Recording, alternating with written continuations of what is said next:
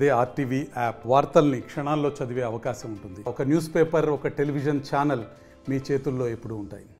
ఈరోజు ఈ పత్రికా సమావేశం యొక్క ముఖ్య ఉద్దేశం యావత్ తెలంగాణలో ఉన్న రైతాంగం ఈరోజు పెద్ద ఎత్తున సంబరాలు చేసుకుంటున్నారు. ఆ సంబరాలలో మేము పాలు పంచుకోవాలని ఇప్పటిదాకా గౌరవ ముఖ్యమంత్రి శ్రీ రేవంత్ రెడ్డి గారికి అభినందనలు తెలియజేస్తూ పాలాభిషేకం కూడా చేయడం జరిగింది. ఎందుకంటే కాంగ్రెస్ పార్టీ మాట ఇచ్చిందంటే మాట నిలబెట్టుకుంటుందని చెప్పేసి ఈ సందర్భంగా మేమందరము కాంగ్రెస్ పార్టీ నాయకులుగా గర్వపడతా ఉన్నాం. 2004లో శ్రీమతి సోనియా గాంధీ గారు కరీంనగర్ మీటింగ్లో చెప్పారు, తెలంగాణ రాష్ట్రాన్ని ఏర్పాటు చేస్తామని చెప్పేసి. చెప్పిన విధంగానే 2014లో తెలంగాణ రాష్ట్రం ఏర్పాటు చేయడం జరిగింది. అదేవిధంగా 2022 మే 16వ తారీఖు వరంగల్కి వచ్చినప్పుడు రైతు డిక్లరేషన్లో మా ప్రియతమ నాయకులు భావి భారత ప్రధాని శ్రీ రాహుల్ గాంధీ గారు రైతుల పట్ల చిత్తశుద్ధితో రైతులను ఆదుకోవాలనే లక్ష్యంతో, రైతుల రుణాలని మాఫీ చేయాలనే లక్ష్యంతో ఆ రోజు మాట చెప్పడం జరిగింది. వరంగల్ రైతు డిక్లరేషన్లో ఖచ్చితంగా కాంగ్రెస్ పార్టీ అధికారంలోకి వస్తుంది ఈ రాష్ట్రంలో, వచ్చిన వెంబడే 2 లక్షల రుణమాఫీ ఏకకాలంలో చేస్తామని చెప్పేసి ఆ రోజు రాహుల్ గాంధీ గారు మాట ఇచ్చారు. మాట ఇచ్చిన విధంగానే మేము ఎన్నికల ప్రచారంలో కూడా ఆ విషయాన్ని పదే పదే ప్రజలకు కూడా చెప్పడం జరిగింది. ఖచ్చితంగా మేము అధికారంలోకి వస్తున్నాం, వచ్చిన వెంబడే 2 లక్షల రూపాయల రుణమాఫీని ఏకకాలంలో చేయబోతా ఉన్నామని కూడా గౌరవ ముఖ్యమంత్రి గారు శ్రీ రేవంత్ రెడ్డి గారు కానీ, మా ఫైనాన్స్ మినిస్టర్ బట్టి విక్రమార్క గారు కానీ, తదితర మంత్రులు, ఎమ్మెల్యేలు అందరం కూడా ఎన్నికల ప్రచారంలో చెప్పినాము. అదేవిధంగా మేము ప్రభుత్వం ఏర్పాటు చేసినాక కూడా ఆ విషయాన్ని పదే పదే ప్రజలకు, తెలంగాణ ప్రజలకు, ముఖ్యంగా రాష్ట్రంలో ఉన్న అందరూ రైతులకు కూడా చెప్పడం జరిగింది. చెప్పిన విధంగానే ఈరోజు గౌరవ ముఖ్యమంత్రి శ్రీ రేవంత్ రెడ్డి గారి నాయకత్వంలో నిన్నకమన్న జరిగిన కేబినెట్ సమావేశంలో ఒక చారిత్రాత్మకమైన నిర్ణయాన్ని ఈరోజు రాష్ట్ర ప్రభుత్వం తీసుకోవడం జరిగింది. ఏకకాలంలో ఆగస్టు 15వ తారీఖు లోపు ఏకకాలంలో 2 లక్షల రూపాయల రుణమాఫీ రైతులకు చేయబోతా ఉన్నామని చెప్పేసి ఈ సందర్భంగా చాలా సంతోషం వ్యక్తం చేస్తూ ప్రజలకు ఈరోజు తెలియజేయబోతా ఉన్నాం. ఈరోజు మేము నిర్ణయం తీసుకున్నాము, కేబినెట్ నిర్ణయం తీసుకున్నది. గౌరవ ముఖ్యమంత్రి గారు కూడా అది కూడా విడతల వారీగా కాకుండా ఏకకాలంలో 2 లక్షల రూపాయల రుణమాఫీని చేయబోతా ఉన్నాం. త్వరలోనే దానికి సంబంధించిన జీవో కూడా ఆల్రెడీ కేబినెట్ ఆమోదముద్ర వేయడం జరిగింది.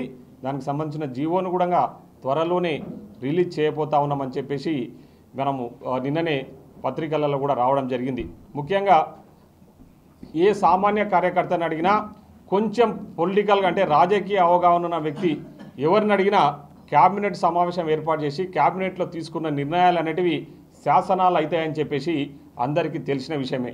క్యాబినెట్ ఏదైతే సమావేశం ఏర్పాటు చేసుకొని క్యాబినెట్ సమావేశాలలో ఏదైతే నిర్ణయం తీసుకుంటారో అవి శాసనాలుగా, జీవోలుగా బయటికి వస్తాయన్న విషయము జగమెరిగిన సత్యము, అది అందరికీ తెలిసిన విషయం.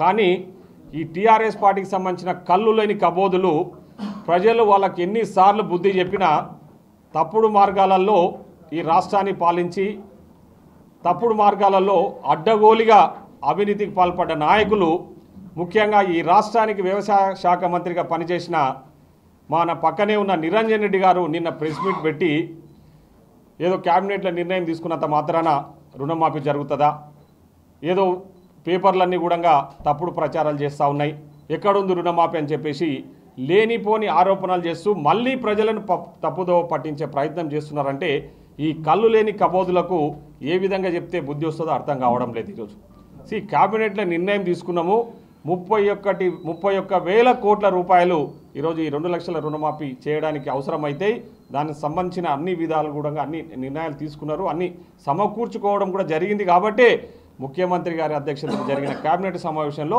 ఈ నిర్ణయం తీసుకొని మేము చెప్పడం జరిగింది. గతంలో టీఆర్ఎస్ వాళ్ళు రుణమాఫీ చేస్తామని వాళ్ళు చేసి 10 ఏళ్ల కాలంలో వాళ్ళు చేసిన రుణమాఫీ ఎంతంటే 21,000 కోట్లు మాత్రమే.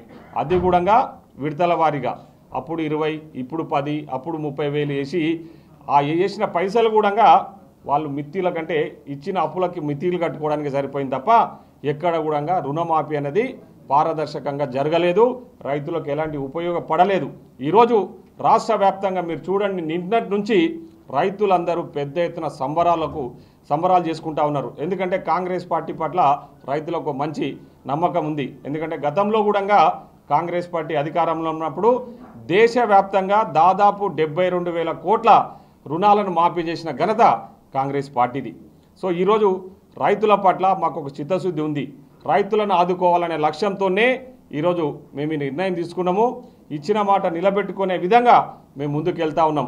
ఆ రోజు 6 గ్యారెంటీ పథకాల గురించి ప్రజలకు చెప్పిన విధంగానే ఈరోజు మేము అన్నీ కూడా ఒక్కొక్కటిగా అమలు చేసుకుంటూ ముందుకు వెళ్తా ఉన్నాం. కానీ ఈరోజు టీఆర్ఎస్ వాళ్ళు తప్పుడు ప్రచారాలు చేస్తూ ఇంకా రుణమాఫీ గురించి కూడా నిన్న మాట్లాడిన మాటలు, నిరంజన్ రెడ్డి గారు మాట్లాడిన మాటలు చూస్తూ ఉంటే చాలా విడ్డూరంగా ఉన్నాయి.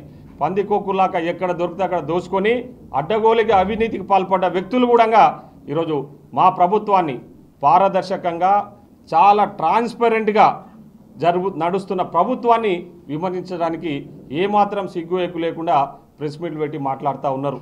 మొన్న జరిగిన అసెంబ్లీ ఎన్నికలలో వాళ్ళకు బుద్ధి చెప్పారు. మొన్న జరిగిన పార్లమెంట్ ఎన్నికలలో ఎక్కడ కూడా డిపాజిట్ రాకుండా ప్రజలు వాళ్ళకు బుద్ధి చెప్పినా కూడా ఇంకా తప్పుడు ప్రచారాలు చేస్తూ కాంగ్రెస్ పార్టీని మళ్ళా ఏదేదో తప్పుదోవ పట్టించే విధంగా, ప్రజలను తప్పుదోవ పట్టించే విధంగా ఈరోజు వాళ్ళు వ్యవహరిస్తున్న తీరును మేము తీవ్రంగా ఖండిస్తున్నాం. కాబట్టి రైతులకు అందరి కూడా మీరు పూర్తి భరోసాతో ఉండండి.